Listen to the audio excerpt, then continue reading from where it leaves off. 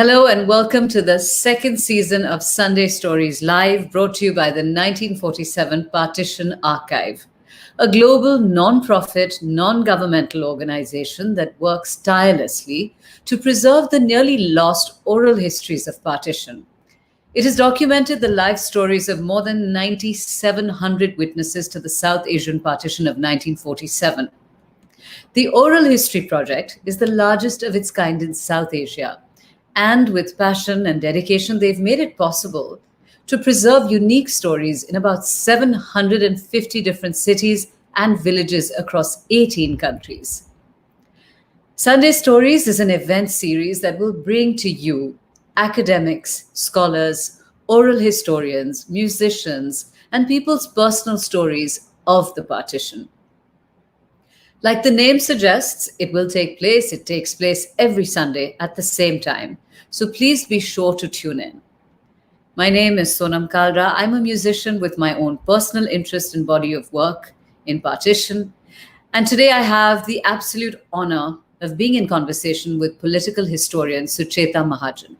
She's a professor at the Center for Historical Studies, Jawaharlal Nehru University, New Delhi. It's such an impressive biodata, so I'm only going to read you a portion of it.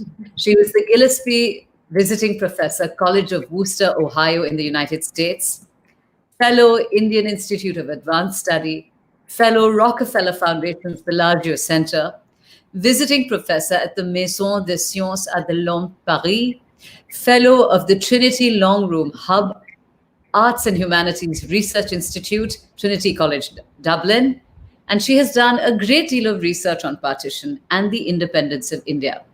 Her publications include Towards Freedom, Documents on India's Freedom Struggle, 1947, Independence and Partition, the Erosion of Colonial Power in India, and India's Struggle for Independence. Her areas of interest include the history and politics of the 20th century, movements for social change, connected histories of independence and partition, and the practice of oral and public history. Dr. Gandhi, thank you so much for giving us the time to share with us your wonderful research, your ideas, your thoughts. I'm really looking forward to this conversation. So I'm going to jump right into it, but welcome. And please, if you'd like to say anything before we just dive straight into the questions. Well, just to say that my main identity comes as a professor of history at the Center for Historical Studies in Jawaharlal Nehru University.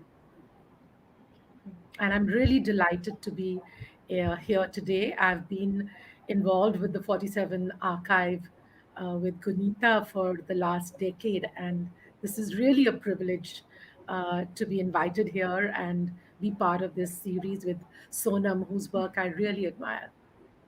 Thank you so much. And I have to say the 1947 Partition Archive is so thrilled and so honored that people like you with so much knowledge on partition come to talk about their findings and to dispel perhaps some existing notions and myths about partition. And that is really my first question to you, that there are a number of myths behind the reality of partition among popular opinion and popular mythology, as you might call it.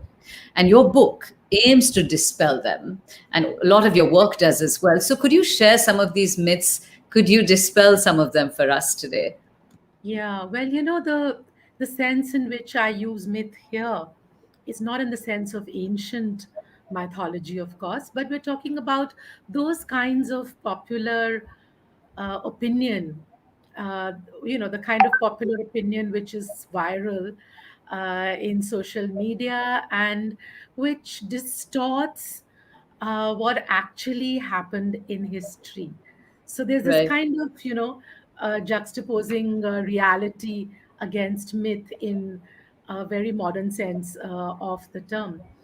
And uh, the reason to do this is because, um, you see, unlike other disciplines in history, somehow our terrain is encroached upon by all kinds of people who don't even believe that they need any training as a historian. I mean, couldn't, pass off as a musician. I'd have to train. But anybody who's kind of been there, done that, will come in and write a book about history. So that's part of the reason. Now, there are some myths which, Sonam, you'll immediately recognize, because, as a non-historian, you would have heard them all the time. Right. Now, one, of course, is the one about Nehru and Patel. This is such a common belief that Nehru and Patel were at loggerheads with each other around the time of partition. Even our prime minister is on record saying that if Patel had been prime minister of the country at that time, then the whole Kashmir problem would have been solved. So the two are kind of, counterposed to each other in Right. this popular opinion. There's the much maligned Jawaharlal Nehru, who is, his Muslim parentage is kind of sometimes hinted at. The fact that he's a womanizer, or the myth of his being a womanizer, is kind of hinted at. It doesn't matter that the photograph shown is that with his sister or his niece. That's how myths Right. get constructed. So what I've done is that, in my work, I have shown how this is what was merely a difference of opinion or stance, which there can be and should be between two Yeah. politicians who, even if they have the common goal of independence. So this difference was totally blown up. And the reason for this is present day politics. That's why the very clever title that you've given this, Sonam, the talk, how the present Yeah. influences the past. And Yeah. in fact, we see the present as being something given, it's there, it's cast in stone. But no, as historians, we realize this all the time, that the past is actually being very selectively constructed, Yeah. much in the way that you would compose something. So, in the Yeah. same way, it comes out of the present regime in power and the parties connected with it, which need to run down the Congress and connect it with dynasty politics. So, it's very convenient for them to bring up, prop up Sardar Patel as the Iron Man, the man who, if he had been Prime Minister of India in 1947, then the history of India would have been very different. And what I show is how, on very crucial issues, for example, the assassination of Gandhiji, Mm. Nehru and Patel were one in this. They were one in taking the decision. Patel was the home minister of the country in charge of law and order. He was the one who took the decision that within 4 days of Gandhiji's assassination, 25,000 activists of the Hindu Mahasabha and the RSS were picked up, they were arrested, the parties were banned. And that, as I said, was a decision by Patel as home minister. So, the way it's projected that Patel had a kind of soft Hindu kind of, politics, Nehru was this appeaser of Muslims, Right. this is all happening, as I said, because of present day politics, which then what happens is you go back into the past and you selectively appropriate those nationalist icons which suit you. Which So, suit your narrative, right? Which suit sorry? your narrative. Which Which suit suit your narrative. your narrative. I mean, it wasn't an accident that the statue of Patel, that huge 500 odd feet high unity statue, was announced in 2013, just before the elections. And then it was inaugurated again in 2018, just before the next elections. So, Mm. it's not Yeah. an accident. And also, then little things like, which might trouble you and me, like when we talk about make in India all the time, but the steel for the statue came from China. So those are those kind of little inconsistencies which we're Of not all the supposed places, right? Of all the we're not places it came supposed from. to notice. Yeah. So Nehru Patel is one thing, I think, which clearly doesn't stand up to historical scrutiny, the kind of myth making that happens today. The other thing is Gandhi. Gandhi's role in the partition. So much is said because, we have this belief in Gandhiji as the man who could do everything. Right. So it is said that, Gandhi could have prevented partition, but he didn't. Even in 1947, people used to write to him letters. They would come to his prayer meetings. Every day in the evening, he would hold a prayer meeting, a multi Right. faith prayer Multi-faith. meeting. Yeah. Yeah. Yeah, and people would come there and shout at him and say, you, Gandhi, you have favored the Muslims. Murdabad, those kinds of slogans would be raised. And they would say, why you said partition over my dead body, but why haven't you gone on a fast unto death to Hmm. prevent that partition? And Gandhiji, very quietly in his own way, would explain. He would say that, look, when I said that partition over my dead body, I thought the people of India were with me. I Hmm. knew Muslims were moving away from me. Propaganda had reached them that I was Hindu. But Right. Hindus and Sikhs, he specifically mentions the Khalsa. He says Hindus and the Khalsa were with me. But now I find even you are not with me. You are in favor of the partition of the country. So, what can I do, he says, when people are communalized? And he uses a lovely analogy, which I'm sure you and your audience will appreciate. He says, he likens himself, Gandhiji, to a potter. He Hmm. says, that people think that I created movements out of nothing. I said, no, the only ability I have is I'm able to shape the pot in a particular way, but that Right. depends on what kind of clay that I have. And he Right. says, you the people, you are the clay, and if you are not with me, then what kind of pot can I make? Can I And make? and he ends Beautiful. by, very beautifully by saying, today when I look around, I look for some signs of a healthy feeling, but I don't find it. So again, this was the last chapter in my book, and now I have, in the last couple of years, been writing a book now on Gandhi's last years, which I Oh, might yeah. talk about if we have time later. But Absolutely. Would love that. this, what was important here was that I was kind dispelling this idea that, which is a very popular mythology, that which you'll find in virtually every second book on partition. And that goes like this: that Gandhi was pushed to the sidelines in the last days, and a picture is even made of Gandhi saying "मैं क्या करूं," and the idea being, the rest of the argument is in the mythology that Nehru and Patel had grown old. They were Hmm. getting on in years. They'd been tired. They were these tired men, hungry for power, and they wanted, Hmm.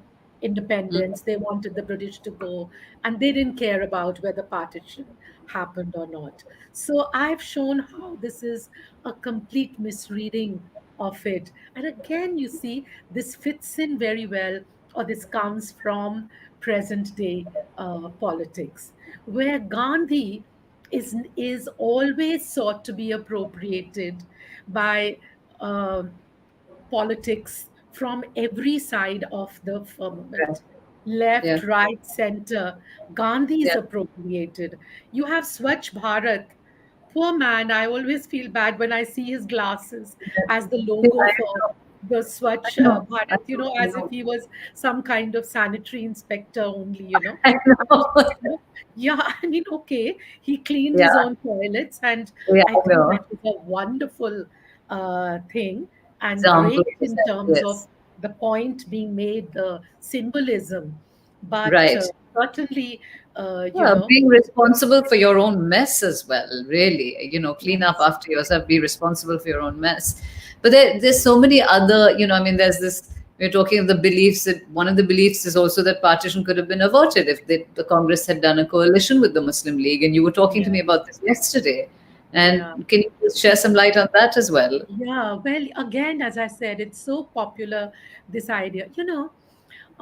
This happens with, there's a psychological compulsion behind this kind of writing, Right. which I call the ifs of history, So Yeah. it's like a marriage gone sour, when you've reached a point of separation and you look Hmm. back and you want to place your finger on a time when things were all right.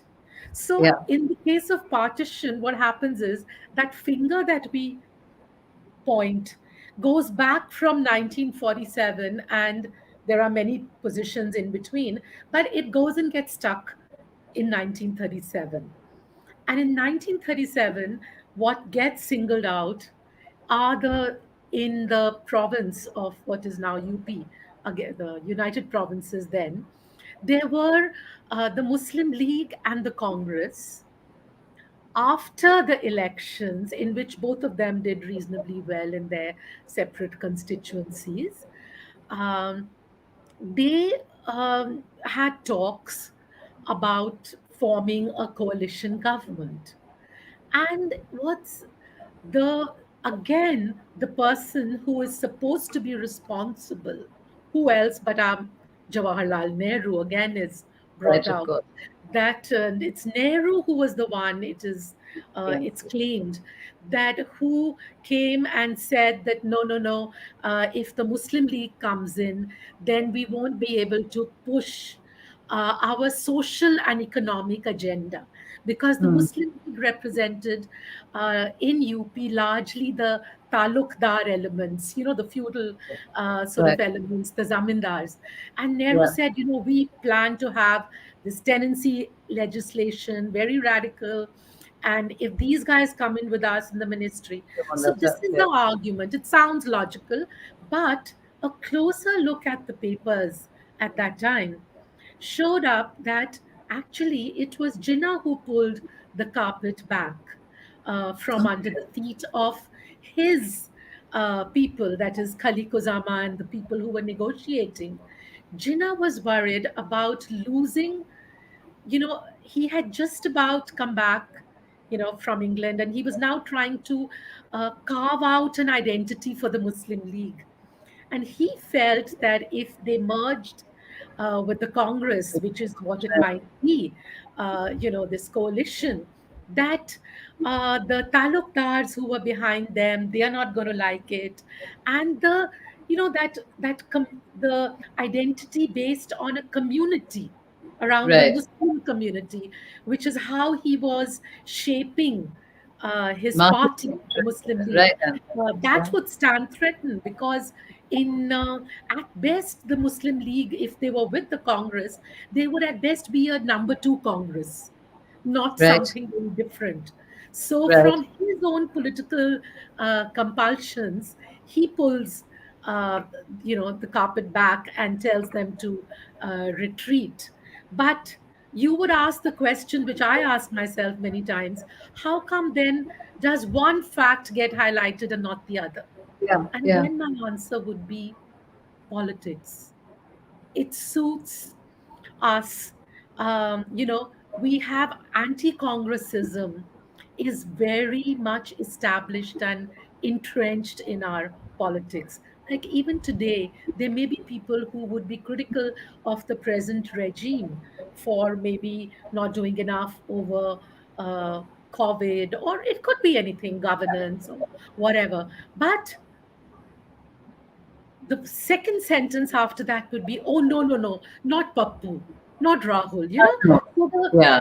Congress, so the anti Congressism, in fact, I would say right back from the 1970s, has been so strong, which actually links up with another um, kind of mythology and a very popular opinion, which a book which became very popular, and then Many people in India wrote books on that lines by Ayesha Jalal, a Pakistani historian. And I took her on in my book by she came up with this very dramatic statement where she said it was Congress which wanted partition. Jinnah did not want partition. And, it got picked up, as I said, by Nurani, Seedvai, and so many people here in Yeah. India that, oh, as I said again, because it catered to that anti Congressism in our polity that was Yeah. there.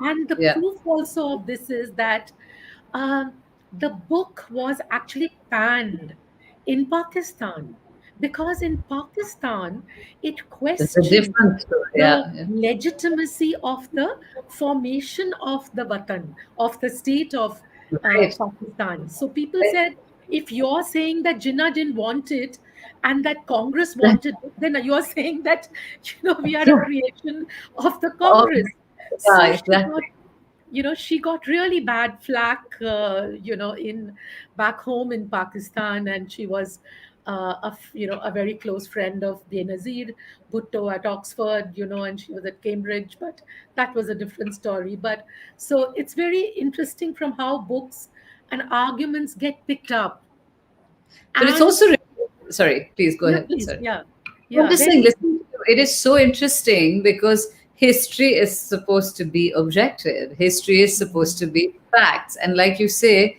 it's so interesting that, and must be really frustrating for you as a historian to see all these things being sort of, just sort of tweaked and used just for personal political agendas. And we keep saying that we study history so that we know how to sort of navigate the future, but this sort of navigation seems like a very planned navigation, and it doesn't allow you to form your own opinions because we are getting the facts fed to you in a particular way. How are you going to make judgments that are based on a, an objective understanding of history? So I would imagine for a layperson it's hard, but for someone like you it must be quite frustrating. And I think it's important to have these conversations. That's yes, why. yes. I think it's a No, very important point you're making, but it's not frustrating, I would say. It's something which is part of our training to be able to assess. You have different bits of evidence, and then you put it together, and you try and then sieve, go through it and see, well, this person who's writing this, he's the Viceroy of India. Now, what is the part in it that a viceroy is likely to want to say, that what suits him? So what is right. he likely to claim, and where is he likely to actually give us the facts? Hmm. So where Yeah. where would the distortions come in, Yeah. and where would they not? Like, as I said, in any other discipline, you have a jeweler, there are ways of making out whether something is pure or not. So we have our own techniques, and I think the oral history is has given us another very big uh, tranche of materials where we And are truth. now able to put them together with the written stuff Yeah. and be able to make sense of it. Also, I think that idea of objective history of a certain kind, Yeah. that's also been, like, we realize it's no longer true. As I Right. said, we now see the process of history writing as very much one of inventing, Right. or of deconstructing. Right. So it's not just about uncovering a fact, because But the person who put that fact there also had an agenda. right. And you have an Yeah. agenda in going around to look for those facts and not for Right. some other facts. For Absolutely. example, the fact that we are talking about partition and not independence, there's also a politics there, right? I Right. mean, a whole thing behind Right. it, because Absolutely. so No, it's very interesting, but I'm just going to remind those people who've joined in later that you're watching Sunday Stories live from the 1947 Partition Archive. This is season 2 of Sunday Stories, and with us is our second guest on this season, Professor Sucheta Mahajan. Now, what we've been talking about, creating new narratives, creating political agendas that sort of drive these narratives, how present day politics drives the Nehru Patel relationship. I mean, all of this is quite, I think it's something we're just sort of skimming through because of paucity of time, but these are really deep subjects. But I'm also really intrigued by, and in the same sort of space of this narratives changing, I'm also really intrigued by why are there still so many silences about partition. We talk about partition. The 1947 Partition Archive has got oral histories, which I think is really important, as you just said, because those are absolute truths in some way, because they are first person accounts, and there's no, I think there the agenda perhaps is slightly, there's no political agenda. It's just a telling or a lightening of the heart or telling of the story. But why are there still so many silences? I find specifically about partition, because other countries that have been through such difficult times, there seem to have been, whether it was the Holocaust, whether it was apartheid, whether, even in Germany, I just feel like they talk about it more. Yes, we talk about it in India, but we still are very careful with, the conversations are a little bit tiptoey. We're not really digging deep, and it's almost like there's such a deep PTSD, such a deep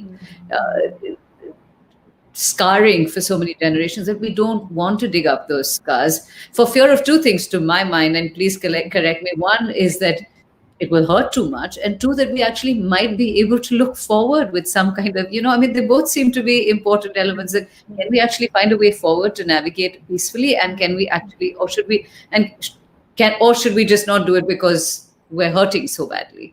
And Yeah. what do you feel, and what do you, I mean, I'm sure you have so many stories about the silences of partition. Yeah, it's a fascinating aspect, that you've raised over here. I can't deal with all of it, but just very quickly, a couple of things. One is, of course, uh, this thing about the Holocaust archive. You know, the tragedy was terrible, but in Right. a way, documenting it was simpler. And I'm saying this with some responsibility, because I visited the archive in Washington, the Smithsonian one.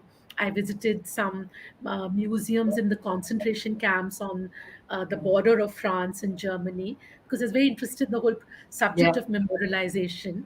And I think perhaps the fact that there were clear cut perpetrators there, the Nazis, X number of people did X number of things to a lot. And then there were the Jews who were the victims. Right.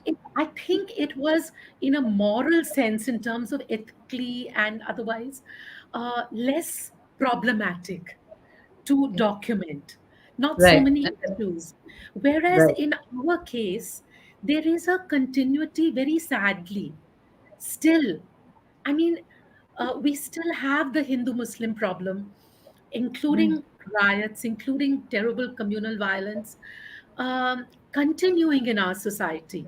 So, in 1984, I remember when I worked among the Sikh widows in Sultanpuri in Delhi, and the first sentence they would come up with, they would say, Beta, ए पहला एक पहला बंटवारा सी ए दूजा बंटवारा है. So, the sense of uh, that that this is a second partition, it's very strong. So I would say, for us, we are survivors. Whether I'm Hindu or somebody is a Muslim or a Sikh, we are survivors of partition in South Asia, in Yeah. all the countries. And so it's very difficult to be able to document this. And let me give you an example of here. You see, in the Holocaust archive have huge funds, the Shoah, as they call the archive. Steven Spielberg is among one of those who's given billions of dollars for the project. And one of the amazing things that they do is they have trained psychiatrists who take a person through the whole telling of that testimony, you know Right. Yeah. and to help them to reach through catharsis a sense of reach a point of closure. But in our case, I've seen, many of us are not trained. We go around with our tape recorders, barging into people's homes and saying, okay, tell your story. You Yeah. know, um, Yeah.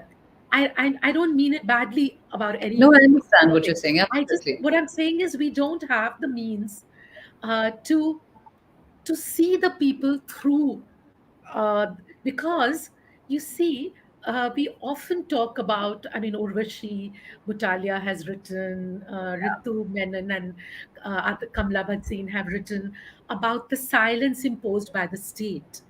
Now, Yeah. that may be the case.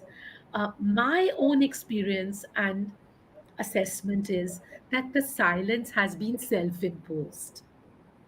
It Right. has been the like a choice of the person not to speak.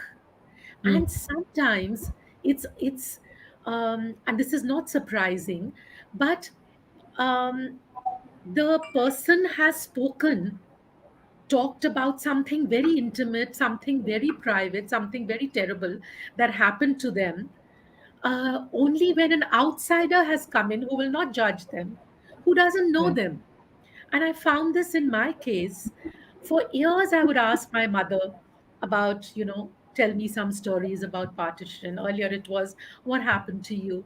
And she had this very nice story posed. She would say, oh, I wish we had lost something in partition. Sadi ta char paiyan bhi naal aa gayiyan. She had this way of saying Yeah. there was nothing that happened. And a friend of mine came from Cambridge researching the subject and said, I want to talk to someone. And I was surprised that my mother spoke to her, gave her a taped interview, which then I was able to listen to much later. And there were two things I just very quickly wanted to say about this. One was that my mother actually talked about an incident which showed up my father in a very poor light, that he was a sympathizer of the RSS at that time, and he Okay. had given shelter to a group of men who had come back after torching, after burning Oh a my village of Muslims. This was just outside Lahore. So the second thing about this was, which really set me thinking about my job as an oral historian, was that I found that for quite a while my mother had, she was not herself. So, that God. She has wound to had talk opened, about this. Yeah. Yeah. but we did And she not had to have a read this. way of Yeah. getting her back. Yeah. Yeah. It's so interesting that you said that, because in my own family, I remember my grandmother said the same thing, and I asked my grandmother's younger sister years after my grandmother passed, and she told me about an incident in the village where my great grandmother wanted to commit suicide, and she couldn't because the village well was already filled with bodies. I mean, that's when the stories started to come out, and they were really, really traumatic. And even 1984, and I mean, it's Yeah. what you said just now about the fact that it still continues. But to me, um, Professor Mahajan, I feel like that's why we have to talk about it more, to stop this continuity, to stop this communal hatred. Uh, there is no reason we should be such a fickle Yes. bunch of people that it takes different political parties with their own agendas to split us, and many all of them have done it, so there's no pointing of Yeah. fingers here. But gosh, tell me more about your personal partition story. I mean, because you started talking about your mother, what else would you like to share about your personal partition story? And I know you went to Pakistan, so what was that like for you? Well, the Pakistan story was very fascinating because, um, one, all the names had been changed. So we went looking for Christian Nagar and Okay. it didn't exist. And then many days later, we found it had been renamed Islampura. And then we found it with the help of a friend. And Yeah. we were able to find the house that my parents lived in. My mother had drawn this kind of, very funny kind of sketch of the thing. And we went And you found there it based and on that sketch? You find it based on that sketch? I'm just yeah, really intrigued. yeah, That's amazing. yeah, yeah. And we went there and we found that a family from Ballimara in Old Delhi in Chandni Chowk was staying there, and they were very welcoming. We were visitors, but what was very interesting was the reaction of the old man, the patriarch of the family. He came and sort of pulled my sister, who was clearly the elder of us and at that time, and out and said to her, and we heard him saying very loudly, "Maine gusal banwaya, maine ye banwaya." And then we realized, poor man, we said, we don't want anything. We've not come here to claim anything. Justify, He yeah. thought that, we were the owners of the property and we had come back, and he was so nervous. So he was showing us that he made the bathroom, he How made this, sweet. but, um, you are, it's that trip was, I think, also very fascinating in the kind of the language that was spoken. And something very interesting, I spoke recently at a conference on this, that I realized that there was a class which nobody has written about in our partition history, which is the Hmm. middle class. We've only talked about those who really suffered, but the middle class, the people from Lahore, for example, who, Yeah. for whom those memories were of the Lawrence Gardens, of the Lahore of Bhagat Singh, the Lahore of DAV जिन्हें College. Lahore नहीं देखा, as they used to say, बस जिस लाहौर नहीं वेख्या वो जम्मिया नहीं. Absolutely. Exactly, yeah. And when they came to Delhi, they were trying to recreate that Lahore here, you know, Okay. Yeah.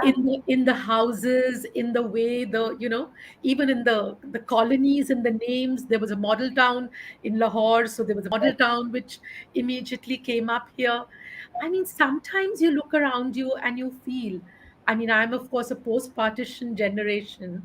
I sort of, but I grew up in a refugee colony, and I found that I don't think I would say it has scarred me Hmm. for life. There have been, fortunately, no such experiences, but I would say, and which is that I think talking about women, I do want to make one point. I think that for middle class women, many of them got jobs.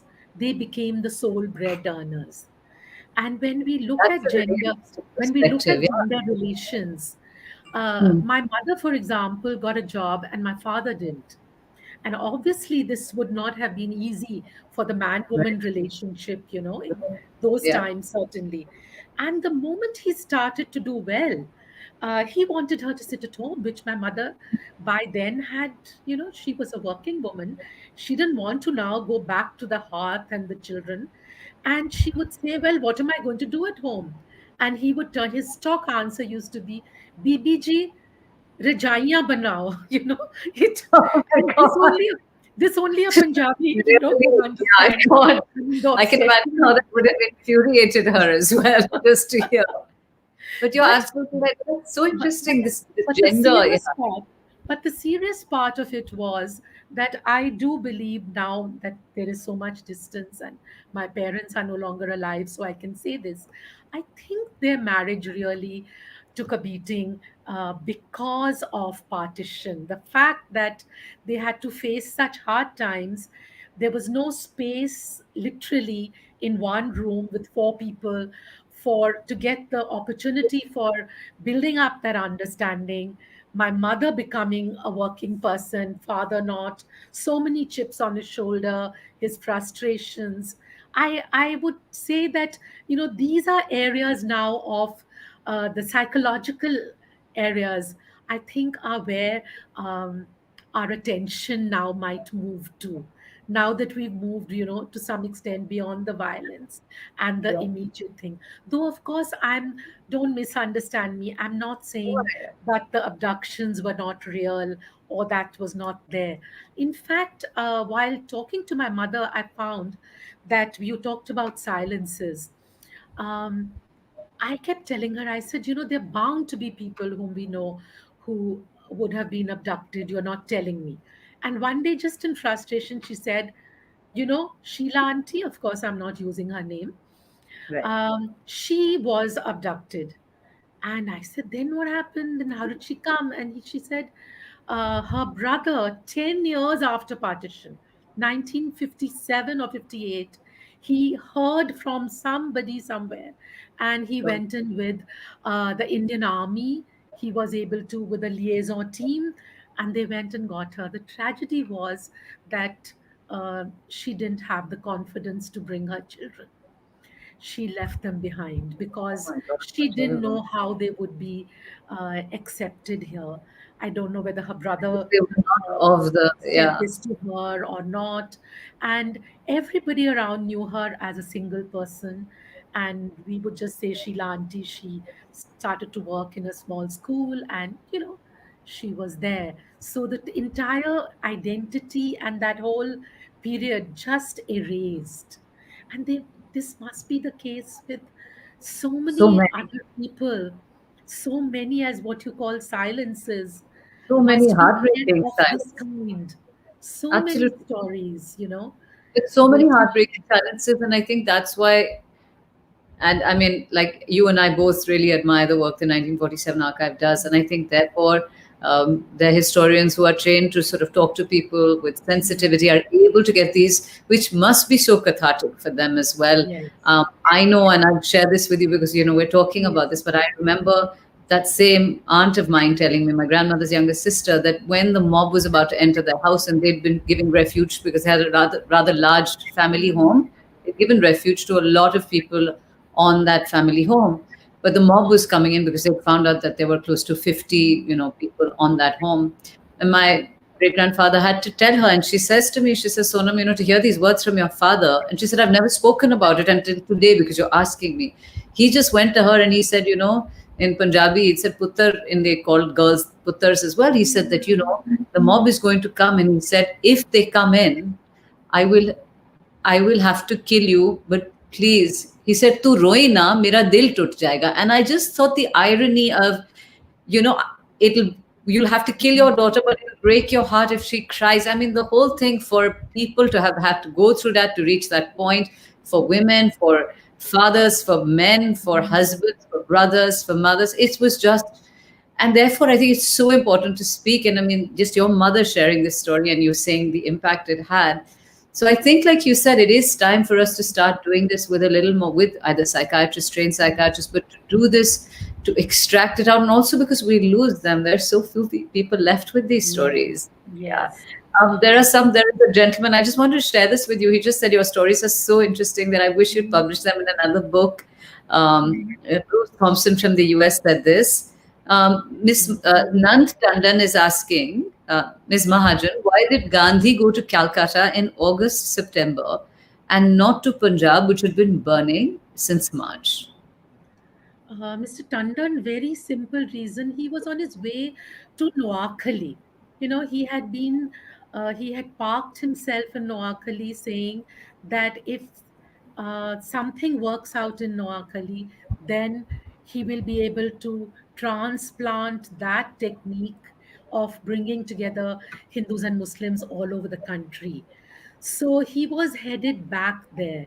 And when in Calcutta, he is surrounded by Suravardi, the prime minister of Bengal at that time, and other Muslim League leaders and Muslim leaders who said that, Calcutta is going to burn and, it's going to be 15th August. And you please stay here. And Gandhi agrees, saying that then you ensure that nothing will happen to Hindus in Noakhali. I will stay here. When he stays in Beliaghata, you've seen that in the film also, and he's attacked. So he stays under the same roof with Suravardi with this 1 point program, which is to see that in free India, not a hair of a single Muslim will be hurt. That's why he lands up. He's in Calcutta. He Thank you doesn't so much for choose answering. Calcutta. I'm going to, before we take Teji Ahuja's question, I just want to know, since we're talking about Gandhi, you said your next book is on Gandhi, and Just share a little bit about that. If you could keep that question on, we'll come to that question. Just keep it up for us. But I just want to have Okay. Professor Mahajan Well, share with us. I've been writing on Gandhi's last years, the Mm, last 5 years of his life from 1943 to his assassination. So, um, and particularly the part that I have been engaged in writing in the last year um, has been, as I said, on Noakhali. Noakhali was this very remote district of East Bengal, and mm, where this, almost like a reign of terror which took place in where not so many killings, but large number of rapes of women, forced marriages of women. These were Hindus who were attacked. I mean, and Gandhiji had decided at that time that though he had been able to secure in the freedom of the country by his technique of satyagraha and ahimsa, yet mm, on the communal issue, that is on the issue of Muslim Hindu Muslim unity, he hadn't yet found a way. So this is what he goes to Noakhali to do. So I've been documenting that, and I was very lucky that before COVID and all happened, I was able to make 2 trips to Bangladesh, and in one of the trips, I was able to go to Noakhali, to the villages where Gandhiji did his Padyatra. He used to walk barefoot. And because the Muslim League people wanted him to go away from Bengal, because the eyes of the world were on Gandhiji, wherever he right. went. So they were getting bad press, that this is what's happening in Bengal. And so they would, the paths would be dirtied sometimes. Just glass would be ground and put there. And what would Gandhi's reaction be? He would just take off his sandals and start to walk barefoot. So that's the kind of person we're talking about. So I hope to be able to finish this But how very fascinating and sometime incredible by to the hear. end of this year. Yes. Well, we're really going to look forward to this book. I think everyone who's tuned in today is really going to look forward to this book, and how very fascinating for you, and I think how exciting for you to be able to do this as well. Yeah. Teji Abuja asks, what lessons, and I think you brought this up in the very beginning, but it would be nice to answer this again because it's such an Mhm. important question. He says, what lesson should we learn from 1947 partition that something like this never happens to modern day India? I worry about present day partisan politics in India and politicians dividing people to Mhm. propel hate. Yeah. I think to propel hate, it probably Yeah, says, yeah. Teji, you're absolutely right. Um, the one silver lining here, I would say, which we can build on, is that it's our people, our society, our government. All said and done, what we call the Hindu Muslim issue, but it's the British who partitioned India, right? Yeah. Um, they played off Hindus against Muslims. They've also been clever in the historical record, also. They have been able to sort of um, get away. And we end up blaming Jinnah, and the Pakistanis end up blaming Gandhi, which is absurd because the British partitioned India for a reason. And they partitioned Palestine, they partitioned Ireland. So there was a whole geopolitical, strategic vision of the world behind that, which was part of Cold War politics. So we should be more confident now that we we can't be played around with it in that way by others. So our attention needs to be to strengthen our democracies wherever we are, to strengthen our voice within the system. And of course, communalism is something which is absolutely terrible. You're right. Um, and we need to throw out those, uh, whether it's a party, whether it's a government, which thrives on on divisive agenda. Where Hindus are pitted against Muslims, Sikhs against Hindus, Sikhs against Muslims. We need to just expose the lies of these people. you see what happens is that, as I said, we get taken in by the agendas, the divisive agendas. That is why we spent a long time in the beginning showing how it's the present day politics which is behind so much of the distortion in the history. So, to sum up again, I would say the lessons we learned from that partition for today are very simple. Have the courage of conviction, have the courage to stand up for unity of our people. Let's build strong networks across South Asia. That's very important. No more of this India, Pakistan, Bangladesh thing. We are Absolutely. a common people, and this is the kind of thing that we need to do. Thank you. That was so beautifully said. And Teji, I will add a little bit to this. I would urge you to share this conversation and everything that's been said with your friends. And one of the ways you stop this from happening is continuing the conversations, continuing these dialogues, sharing these dialogues, and everything that Professor Mahajan has said, that Sucheta ji has said. I think you should ensure that it reaches the ears of as many people as possible. Aditya Sharma says, "Ma'am, what is the title of your book with regard to this myth making?" Thank you, Aditya. Some of these issues, the bit about Jinnah, the bit about Pajana and partition, about the coalition talks, about Gandhi.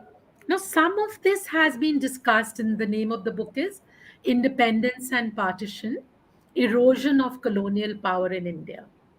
But some of the more recent ones that I also talked about, more on the Nehru Patel relationship and others, those I have and Gandhi and how he's seen. That is more in talks and presentations. If you send your email or WhatsApp or address, if you type it here, I'll happily send you a copy. That's very, very You can kind of just you. type it. Thank you.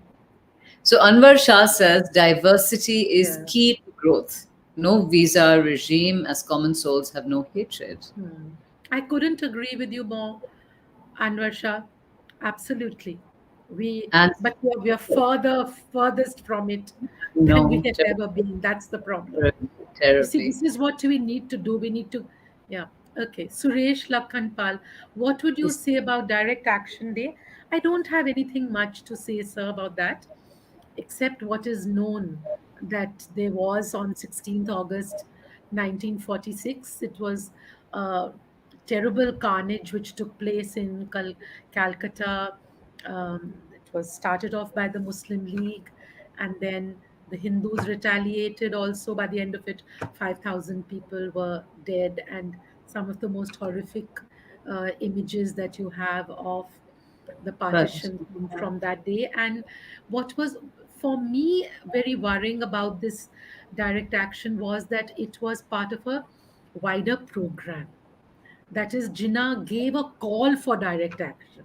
So it all started in Calcutta and then boomeranged, snowballed, reaching Noakhali. From Noakhali, then reaction in Bihar, etc. And then, of course, once it reached Punjab, Multan, Rawalpindi by March, Lahore by May, then, of course, it was so difficult to control. Besakhi Ganguly says it's often thought that when it comes to partition, Punjab has been much talked about, and there's been still a silence in and around Bengal's partition. Do you think so? And if so, why is that? That's actually a great question. Well, Baisakhi, I think this silence has been now we've got out of it for a last decade, has seen a lot of writing now on Bengal. Gargi Chakravarti wrote a lovely book called Coming Out of Partition, which was on the women of Bengal and based on oral histories. And now, even Northeast also has found its historian. And you see, the reason for this was not that there was no partition in Bengal, as you seem to be a Bengali. You would know this. Part of the reason was that the Bengal partition was a very long drawn out affair. You know, people, the refugees came in a trickle, and it was something which continued over more than a decade. Yeah. And then so many issues got intertwined with it, the language movement against the Pakistani government at that time, so it became a very different thing altogether. But Bengal partition, I would say, Punjab was where the images came from, the trains with the corpses, the trains, and also, I mean, this happens, Margaret Bourke-White, one of the most iconic photographers of her time, she was there. Henri Cartier-Bresson. I mean, Cartier-Bresson, that name evokes something, He happened to be there in India at that time. So, the partition of Punjab, the images of that, they became the iconic images of the Indian partition. But I would again say that whether it is the fiction, the novels on the partition, Debjani Sen Gupta has done a very good book on that. But now, over time, I would say in the last 10 or 15 years, there's a lot of writing now which is coming. Thank you. Do we have any more questions?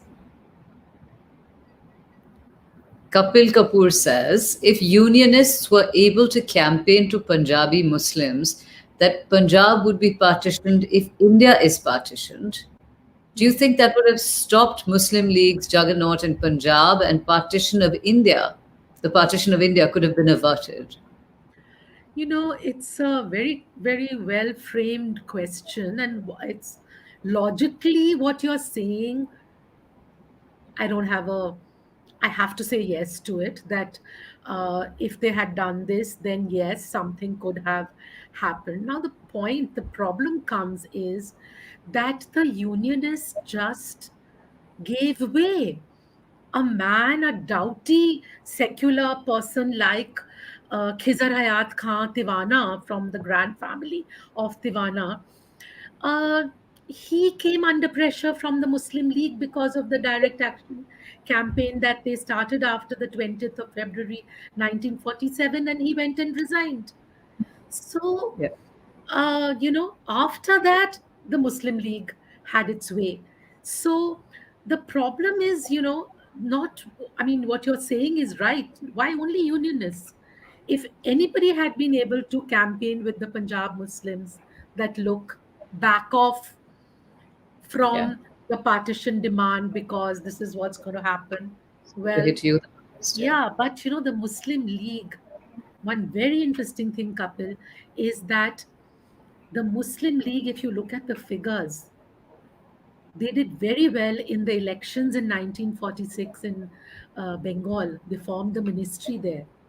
But they couldn't form the ministry in Punjab, which tells you that they didn't do so well in the Muslim seats. Yeah. Actually, it was a unionist Congress, Akali Party coalition, which Khizar Hayat Tiwana, the Sorry, yeah. Khan Tiwana, who was the prime minister, as they were called those days of Punjab, um, he was at the head of that.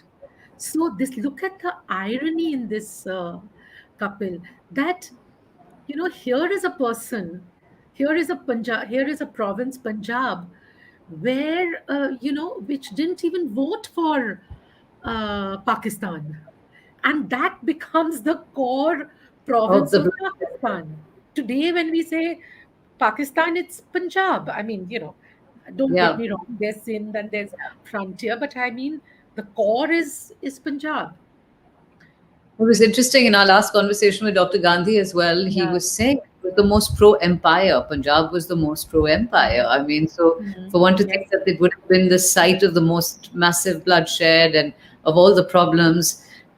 Priscilla Zafar asks if Punjab was also the economic hub of Of, India. India, I well, would not of imagine. India. No, not of India.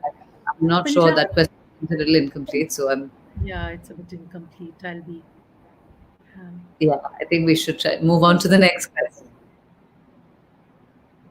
No, I think that it was doing well. I think perhaps if that is the question, then, was it? Well, Lahore was, outshone any other metropolis in northern India, certainly. Delhi was like a provincial cousin. And of course, economically, Punjab did well with Yeah. agriculture. Yeah. So Sudeep Sahu says that my question is, when will the present leaders of India and Pakistan open the borders for common people?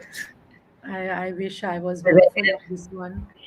Pehle Yeah. to, there was a time when they would come, allow you to go to see a game or to be part of a conference. Things are really, really.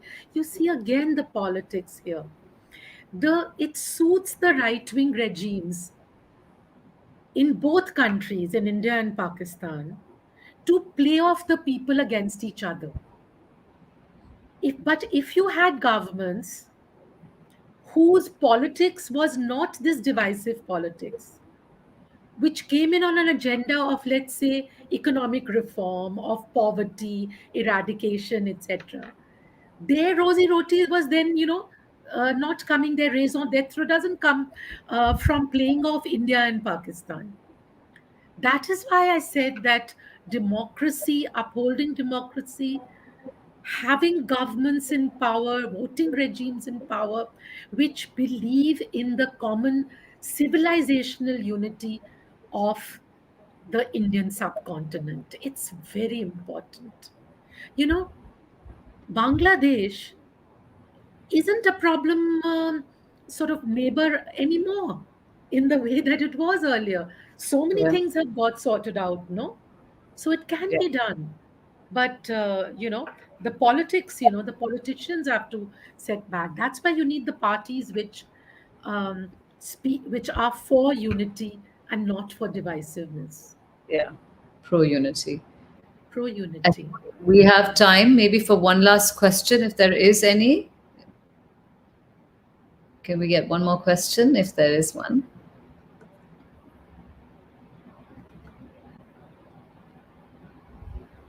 Okay. I think Priscilla Zafar is asking you for the links to your books. Okay. Perhaps How should I send it? Is if Priscilla I can maybe type her the email address that you could send that's a it to. great idea. That's a great idea. Or I can give you my email address if you're listening. That's good. Yes, That please. I might think be there are many easier. people who want to write to you as well. Yeah, So if you I'll be share, very happy. It's smahajanjnu@gmail.com. yeah. So that's S S Mahajan Mahajan.